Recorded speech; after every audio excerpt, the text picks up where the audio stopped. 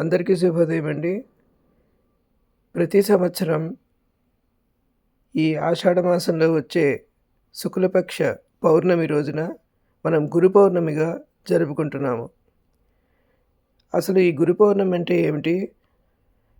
దీని వెనుక ఉన్న పురాణ కథ ఏమిటి అని దీని యొక్క విశిష్టత మనం ఇప్పుడు తెలుసుకుందాం. Thank you very much for watching my video. Thank you. ఓం శ్రీ గురుభ్యో నమః. అందరికీ గురు పౌర్ణమి శుభాకాంక్షలు. గురు పౌర్ణమి లేదా వ్యాస పౌర్ణమి. గురు బ్రహ్మ గురు విష్ణు గురుర్దేవో మహేశ్వర గురు సాక్షాత్ పరబ్రహ్మ తస్మై శ్రీ గురవే నమః. అనాది కాలం నుంచి ఆషాఢ శుద్ధ పౌర్ణమిని గురు పౌర్ణమి అంటారు. మరియు దీనిని వ్యాస పౌర్ణమిగా పరిగణలోనికి తీసుకొని ఆ రోజు దేశం నలుమూలల గురు పూజా మహోత్సవాలు నిర్వహిస్తూ ఉంటారు. ఆ రోజు మునిశ్రేష్ఠుడైన వ్యాస మహాముని జన్మతిథి కావున ఆ భగవానుని యొక్క జన్మదినం మానవ చరిత్రలోనే అది ఒక అపూర్వమైన ఆధ్యాత్మికమైన మహాపర్వదినంగా విరాజిల్లుతుంది. అసలు ఈ ఆషాఢ శుద్ధ పౌర్ణమి యొక్క విశిష్టత ఏమిటో ముందు తెలుసుకుందాం. దీనికి ఒక చక్కని ప్రాచీన గాథ కలదు. పూర్వం వారణాసిలో కడుపేద బ్రాహ్మణ దంపతులు ఉండేవారట. ఆత్రేయస గోత్రము గల ఆ బ్రాహ్మణుని యొక్క పేరు వేదనిధి. అతని యొక్క భార్య వేదవతి.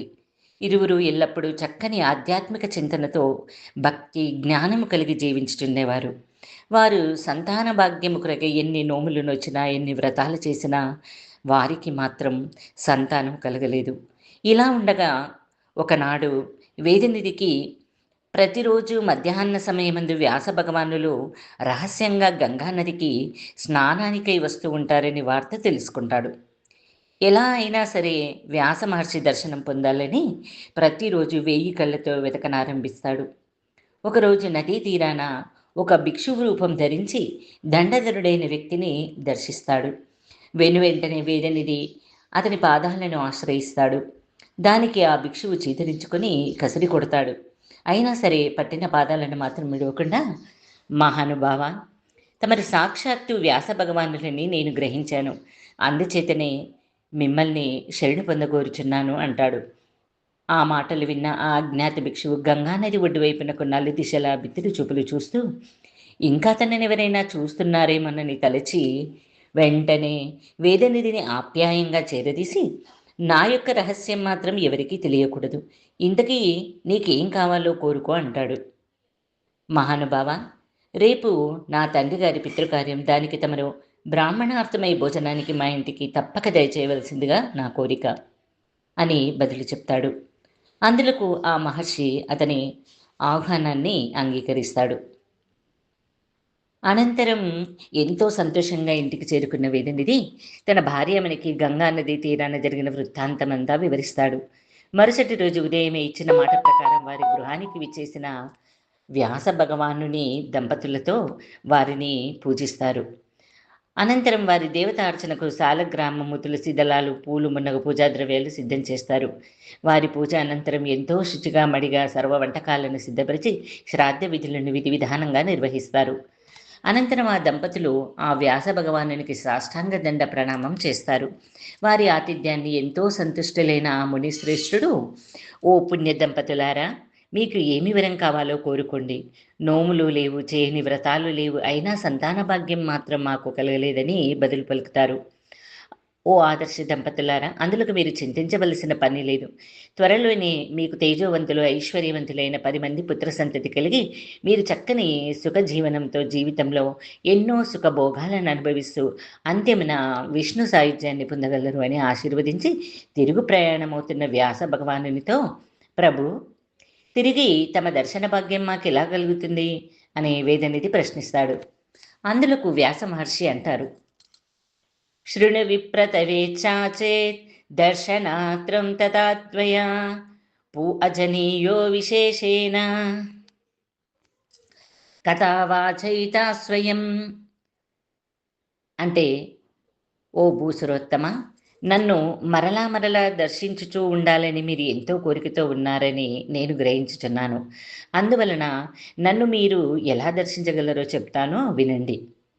ఎవరైనా ఎప్పుడైనా ఎక్కడైనా సరే మన వేదాంగముల యొక్క రహస్యాలను, ఇతిహాసముల యొక్క గూఢార్థాలను ఉపదేశిస్తూ ఎవరైతే ఉంటారో అతడే నా యొక్క నిజస్వరూపంగా తెలుసుకొని అట్టి పురాణ కథకుడైన అతన్ని సాక్షాత్తు వ్యాసమూర్తిగా భావించి పూజించవలెను. అట్టి పౌరాణికులందరిలోనూ నేను ఎల్లప్పుడూ ఉంటానని ఆ శ్లోక భావం. అంతేకాదు, ఎవరైనా సరే గత కల్పాలలో జరిగిన చరిత్ర, విశ్వం యొక్క పూర్వ వృత్తాంతం, పురాణ గాథలు మున్నగునవి విప్పి చెప్పాలంటే వారిని వ్యాస భగవానుని అనుగ్రహం లేనిదే చెప్పలేరు. కావున అట్టి పౌరాణికుణ్ణి ఎంచి ఆషాఢశుద్ధ పాడ్యమి నాడు వారికి గురు పూజ చేసి పూజించవలెనని చెప్పారు. నాటి నుండి నేటి వరకు ఆచారం కొనసాగుతూనే ఉన్నదని మనం గమనిస్తున్నాము కదా. మరి అది విన్న వేదనిధి మరోమారు వ్యాస భగవానుని ప్రశ్నిస్తాడు.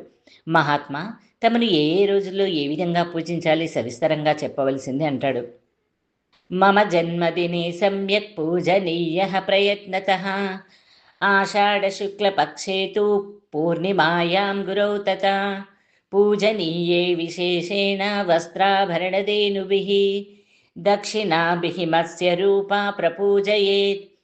ఏవం కృతే త్వయా విప్రః మత్స్య రూపస్య దర్శనం భవిష్యతి న సందేహో మయేవోక్తం ద్విజోత్తమ. ఓ బ్రాహ్మణోత్తమ, నేను జన్మించిన ఆషాఢ శుద్ధ పౌర్ణమి నాడు ఈ గురుపూజను ఆ రోజు శ్రద్ధాభక్తులతో చేయాలి. ఆ రోజు కనుక గురువారమైన ఎడల అది మరింత శ్రేష్టమైనది. వస్త్ర ఆభరణ గోదానములతో అర్ఘ్య పాదాలతోటి నా రూపాన్ని పూజించు వారికి నా స్వరూప సాక్షాత్కారం వారికి లభిస్తుంది అని సాక్షాత్తు వ్యాస పౌర్ణమి నేటికి సర్వులకు అత్యంత పుణ్యప్రదముగా చెప్పబడుచున్నది. ఈ గాథ పూర్వము నారదుడు వైశంపాయనుడికి ఈ గురు పౌర్ణమి యొక్క విశిష్టత వివరించినట్లుగా బ్రహ్మాండ పురాణంలోనూ స్వధర్మ సింధు అనే గ్రంథంలోనూ వివరంగా చెప్పబడి ఉన్నది. దీనిని బట్టి వ్యాసుల వారి యొక్క జన్మ ఆషాఢ శుద్ధ పౌర్ణమి అని విదితమవుతున్నది. వ్యాసం వసిష్ఠనప్తారం శక్తేః పౌత్రమకల్మషం పరాశరాత్మజం వందే శుకతాతం తపోనిదం వ్యాసాయ విష్ణురూపాయ వ్యాసరూపాయ విష్ణవే నమో వై బ్రహ్మనిధయే వాసిష్ఠాయ నమో నమః. ఇట్టి పరమ పవిత్రమైన గురు పౌర్ణమి పుణ్యదినం మనమంతా విశేషంగా జరుపుకొని ముందు తరాల వారికి మార్గదర్శకులమవుతూ పునీతులమవుదాం. ఓం శ్రీ గురుభ్యో నమః. మరొక్కసారి అందరికీ గురు పౌర్ణమి శుభాకాంక్షలు. సేకరణ వ్యాఖ్యానం శ్రీమతి జూలూరి స్వరూపారాణి. జై శ్రీ వాసవి మాత.